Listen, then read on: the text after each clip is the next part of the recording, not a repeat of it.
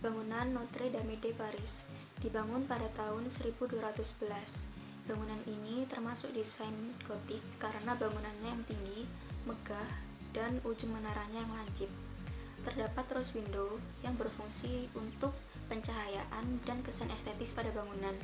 Lalu terdapat flying butters yang berfungsi sebagai penyangga dan sebagai dekoratif efek kemegahan.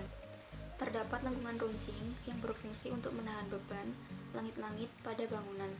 Lalu terdapat vault yang fungsinya sama dengan lengkungan runcing tetapi memiliki kesan keagungan dan keanggunan. Lalu yang terakhir terdapat Gargoyle yang merupakan sebuah patung monster kecil yang diletakkan di sepanjang atap atau genteng pada bangunan dan istana. Yang selanjutnya ada Katedral Bourges atau Katedral Saint-Étienne de Bourges, yaitu adalah sebuah gereja Roman Katolik yang terletak di Bourges, Prancis. Katedral ini didedikasikan kepada Saint Stephen dan merupakan tempat duduk Uskup Agung Bourges. Bangunan ini dibangun pada tahun 1195 sampai 1230. Nah, alasan kenapa bangunan ini disebut memiliki aliran gotik adalah karena karakteristik bangunannya yang tinggi, mewah, dan memiliki menara dengan ujung-ujung yang lancip. Yang selanjutnya yaitu merupakan fresko dengan judul Paradis yang dibuat oleh Giusto de Menabuoi pada tahun 1378. Lukisan ini memiliki karakteristik aliran lukisan gotik, yaitu bentuknya kaku, sederhana, menggunakan warna emas sebagai latar belakang lukisan dengan dekorasi halus dengan detail yang sangat teliti dan menggunakan komposisi memusat dengan keseimbangan simetris.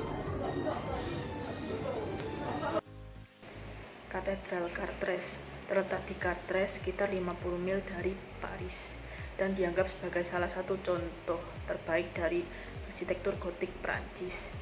Gereja ini dibangun pada tahun 1145 tetapi hancur karena kebakaran pada tahun 1194. Yang tersisa adalah bagian barat sehingga bagian ini memiliki gaya gotik awal. Gereja ini lalu dibangun kembali pada antara tahun 1194 dan 1220. Luas gereja ini sekitar 10.875 meter persegi. Bangunan Basilica of Saint Denis selesai dibangun pada tahun 1114. Bangunan ini termasuk ke dalam gaya arsitektur gotik sebab bangunannya luas, megah, dan ujung menaranya lancip. Lalu juga terdapat rose window. Nah, rose window ini biasanya dilengkapi dengan mosaik dan semi kaca patri yang jelas. Lalu yang ketiga terdapat lengkungan runcing yang biasanya menjadi dekorasi tersendiri dari bangunan yang megah dan luas. Kemudian juga ada vault. Nah, vault ini adalah istilah arsitektur untuk bagian atap melengkung yang digunakan dalam arsitektur gotik. Yang terakhir adalah pencahayaan dan interior yang luas. Bangunan Basilica of Saint Denis ini memiliki jendela-jendela yang lebar, pencahayaan yang terang, dan juga interior yang luas, menjadikan istana dan gereja terlihat lebih megah dan menyenangkan untuk ditempati.